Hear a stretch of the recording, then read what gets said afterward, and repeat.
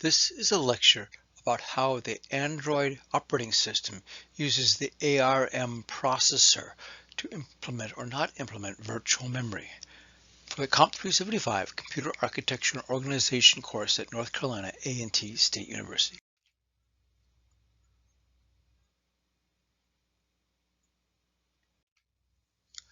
Please be sure to complete the course evaluations for all of your classes. They're available on Blackboard.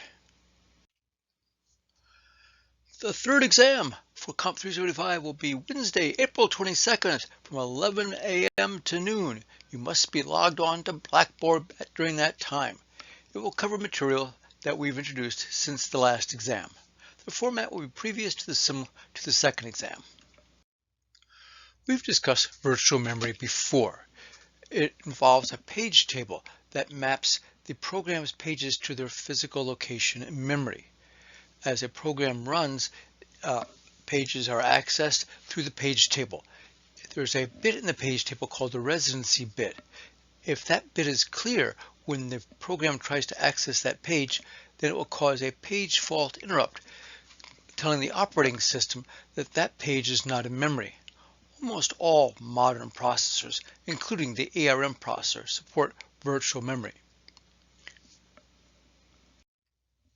Here's a diagram explaining how the virtual memory addresses are created. You start with the address of the program, we call the virtual address or the program address. And we split it into two pieces where the offset is the lower bits. The number of bits is equal to the log base 2 of the page size. And the upper bits are used as an index into the page table. So we use that in the page table, and in there is the frame address of where that page is located in memory. We concatenate that to the beginning of the offset, and that gives us the physical address in RAM where the program resides. If the residency bit is clear, then a page fault interrupt will occur and the operating system gets control. The Android operating system found on Google phones runs on the ARM computers. Android does not use virtual memory. All of an application program must be loaded into RAM before execution starts. This limits the size of programs on your phone to a much smaller limit than what you find on Windows or Linux. On the other hand, you do not do high-performance computing in general on your phone.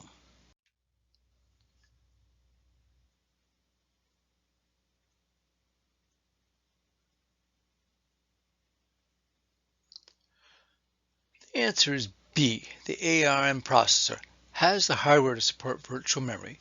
It's just that Android does not use virtual memory. The Android operating system defines different memory categories for different memory segments. It can be based on whether the page is clean or dirty.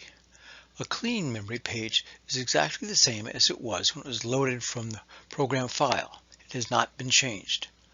It becomes dirty if a program changes that page. In other words, if that page is no longer the same as it is in the program file. This is a similar concept to traditional virtual memory, where the page table keeps track of whether the page has been accessed and whether it's clean or dirty. There's also the aspect of being shared or private. A shared page is used by many different programs or processes. A private page is used only by the one process. You can mix these together and be clean and shared and private and dirty. Basically, application files are clean and private. They're used by that one program and they haven't been changed. Library files are clean and shared. The program's heap and local data are dirty private. That is, this is the memory that the program changes during execution, but it belongs only to that program. You can also have dirty shared memory, which may be certain library structures, and then there's the copy on write heap.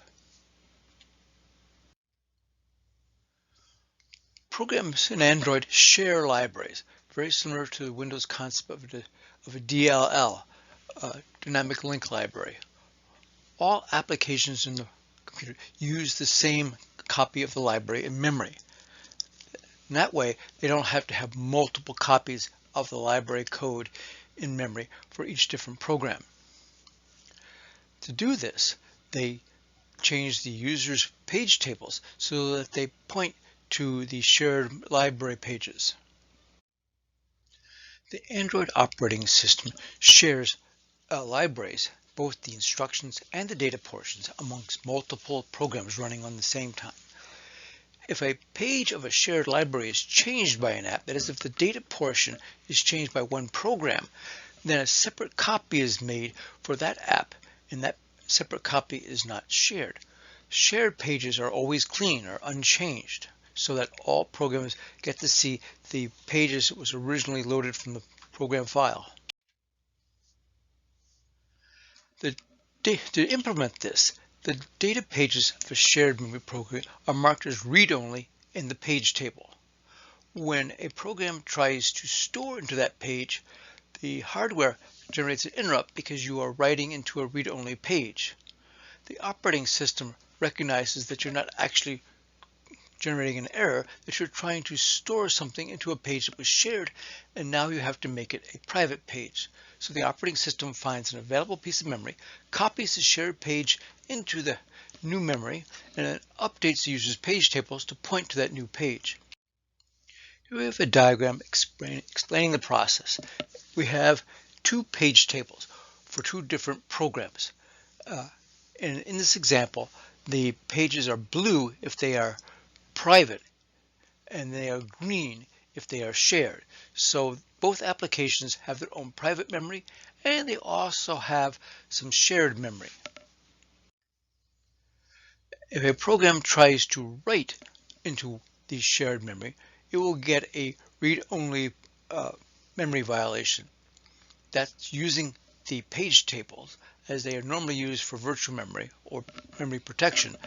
And the page table will indicate, oh, you've tried to write into a read-only memory segment and cause an interrupt. The operating system gets control.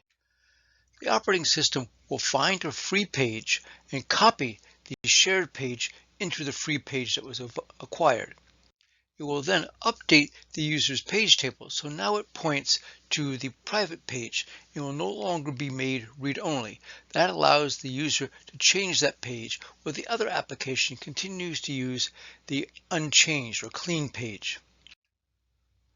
Android uses the ARM page tables to share memory.